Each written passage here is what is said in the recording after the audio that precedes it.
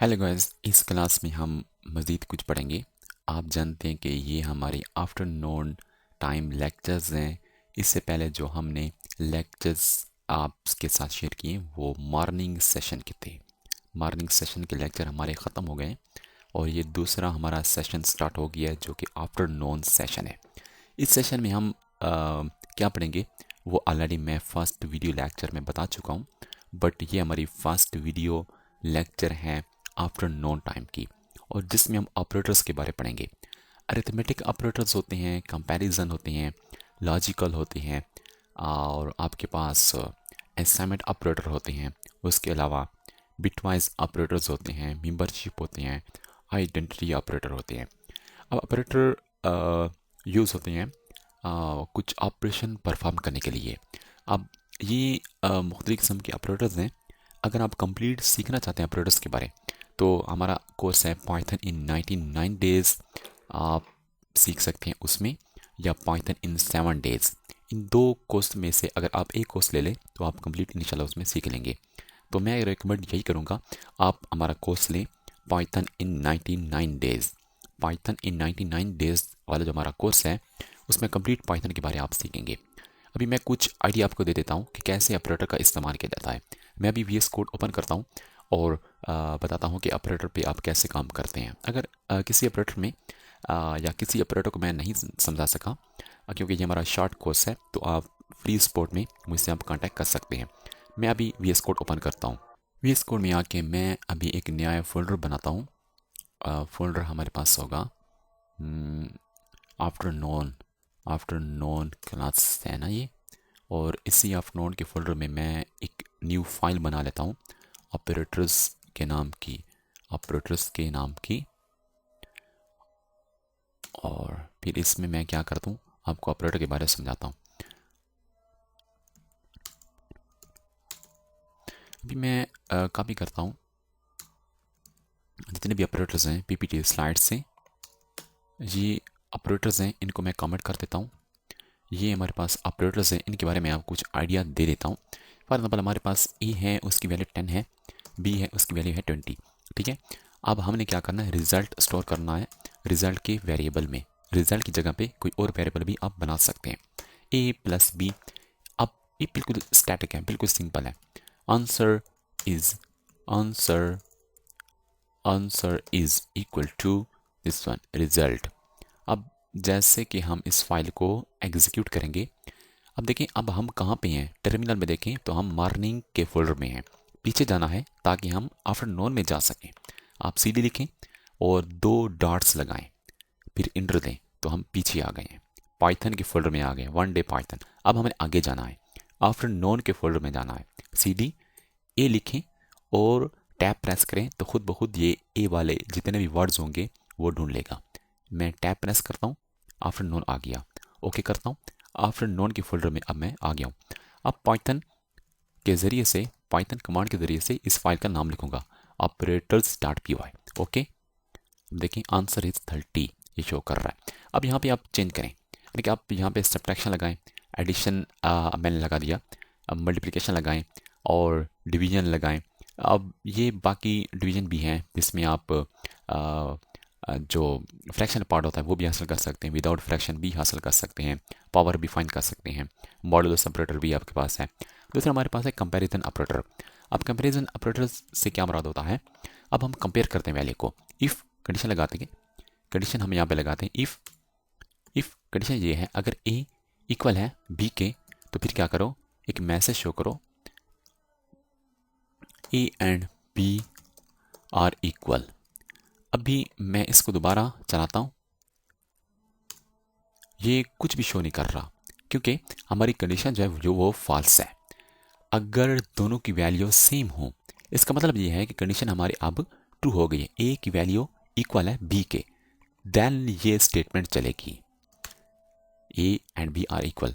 About decision making structure हम इंशाल्लाह पढ़ेंगे।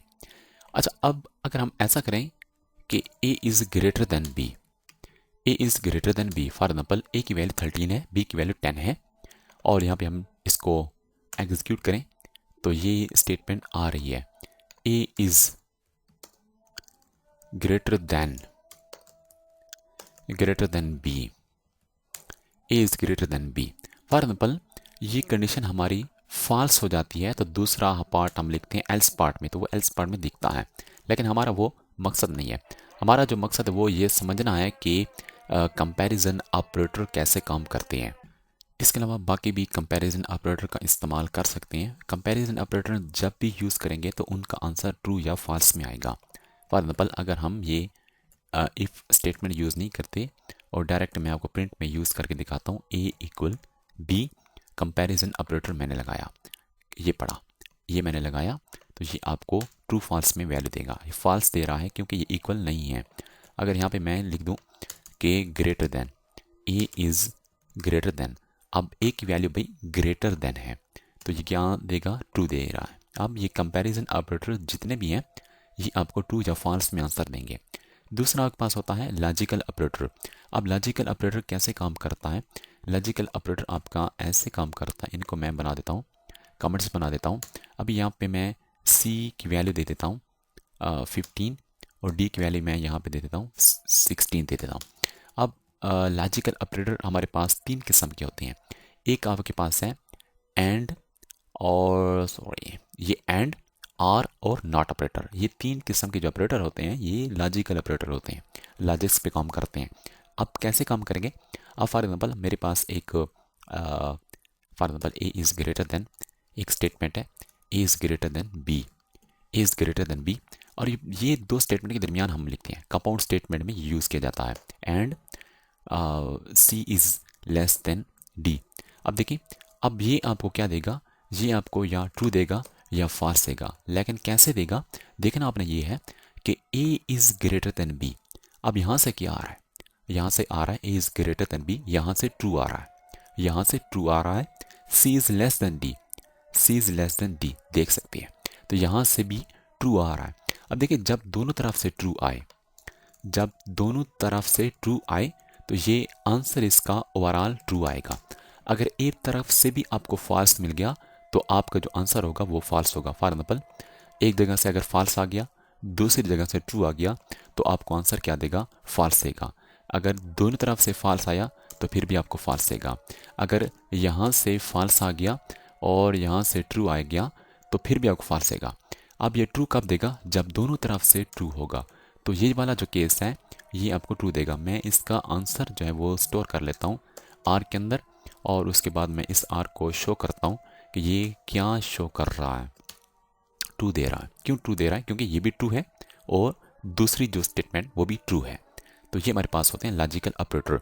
एंड अगर आप आर यूज़ करेंगे, आर का काम ये होता है कि अगर कोई भी ट्रू हो जाए, फॉर एग्जाम्पल यहाँ से अगर फॉल्स आ गया और यहाँ से अगर फॉल्स आ गया और यहाँ से ट्रू आ गया तो फिर भी आपको ट्रू देगा। अगर यहाँ पे दोनों ट्रू हैं फिर भी ट्रू देगा। अगर यहाँ पे फॉल्स है, यहाँ पे ट्रू है, फिर भी ट्रू देगा। जब दोनों में फॉल्स होगा तो फिर फॉल्स देगा। लेकिन ट्रू में क्या है, जब दोनों में ट्रू होगा तो फिर ट्रू देगा। तो ये आर का काम है। दूसरा जो नॉट होता है वो इन्वर्ट करता है। फॉर एग्जाम्पल मैं उसकी मिसाल भी आपको अभी बता देता हूँ। अब for example A is greater than B for example, अब इसका आंसर क्या आएगा, इसका आंसर आपके पास आएगा ट्रू आएगा, क्योंकि ए ग्रेटर देन बी के है। अगर मैंने यहाँ पे नॉट लगा दिया तो ये क्या करता है, ये ट्रू को फॉल्स करता है, फॉल्स को ट्रू करता है। असल में ये ट्रू है तो आपको ये आंसर अब फॉल्स देगा क्योंकि इसने इन्वर्ट कर दिया, कन्वर्ट कर दिया। अब दूसरे हमारे पास ऑपरेटर है असाइनमेंट ऑपरेटर है। असाइनमेंट ऑपरेटर कैसे काम करते हैं? फॉर एग्जाम्पल अब आप देख सकते हैं कि दो ऑपरेटर को मिला के एक ऑपरेटर बनाया गया, addition assignment operator, subtraction assignment operator. आप कैसे काम करेंगे? आप यहाँ पे फॉर एग्जांपल ए की वैल्यू हमारे पास 13 है, इसी पे अप्लाई करना चाहते हैं। ए की वैल्यू 13 है, मैं यहाँ पे लिखता हूँ ए एडिशन असाइनमेंट ऑपरेटर और 10। अब इससे क्या मुराद है, ये कैसे हल किया जाएगा? अब ये जो 10 वैल्यू है, ये जो 10 वैल्यू है इस ए के साथ ऐड होगा। ये 10 वैल्यू ए के साथ ऐड होगा। अब ए की वैल्यू कौन सी है? ए की वैल्यू 13 है, प्लस 10 है, ऐड होगा। इसका आंसर जो है वो कितना आ रहा है? वो 13 आ रहा है। अब अगेन ये 13 आंसर जो होगा दोबारा ए को दिया जाएगा। अभी मैं यहाँ पे प्रिंट करता हूँ ए को, तो इसका आंसर क्या आना चाहिए? 13 13, आंसर इसका कौन सा आ रहा है? 23 आ रहा है। तो 23 किसको मिलेगा? दोबारा ए को मिलेगा। अभी इसको मैं चलाता हूँ, 23 आ रहा है। फॉर एग्जाम्पल यहाँ पे मैं लिखता हूँ सब्ट्रैक्शन लिखता हूँ। अब ये कैसे काम करता है? ए की वैल्यू -10, ए की वैल्यू 13 है, -10। अब यहाँ पे कितना आएगा भाई? यहाँ पे 3 आएगा, यहाँ पे 3 आएगा भाई, देख लेते हैं। यहाँ पे 3 आ रहा है। तो ये ऐसे काम करते हैं। अब यहाँ पे आप सैम्पल चेंज कर दें तो वही काम करेगा। बिटवाइज ऑपरेटर्स हैं, मेंबरशिप हैं, आइडेंटिटी ऑपरेटर हैं। ये बाकी ऑपरेटर आप मेरे दूसरे कोर्स में सीख सकते हैं, जो हमारा 7 डेज़ कोर्स है। या मैं रिकमेंड करूँगा कि आप मेरा कोर्स देखें, पाइथन इन 99 डेज़। तो वहाँ पे आप 99 डेज़ काफ़ी कम्प्रहेंसिव कोर्स है। तकरीबन 500 के आसपास लेक्चर्स होंगे, एक्सरसाइज हैं, कंसेप्ट्स हैं, एग्जांपल्स हैं, आपके पास थ्योरेटिकल कंसेप्ट हैं, प्रैक्टिकल है, बहुत कुछ उसमें है, नोट्स हैं, सोर्स कोड मिलेगा, एक एंड पे प्रोजेक्ट भी बनाएंगे, वेबसाइट भी तैयार करेंगे। बहुत कुछ आपको सीखने में मिलेगा उस कोर्स में। तो लाजमी वो वाला कोर्स वॉच करें और आपको सपोर्ट भी मिलेगी, फ्री सपोर्ट मिलेगी। अगर आप कोर्स नहीं ले रहे हैं तो फिर भी आपको सपोर्ट मिलेगी, कोई इशू नहीं है, अगर आप ये वाला कोर्स भी हमारा देख रहे हैं। तो चलते हैं नेक्स्ट वीडियो लेक्चर में कि क्या हम सीखेंगे।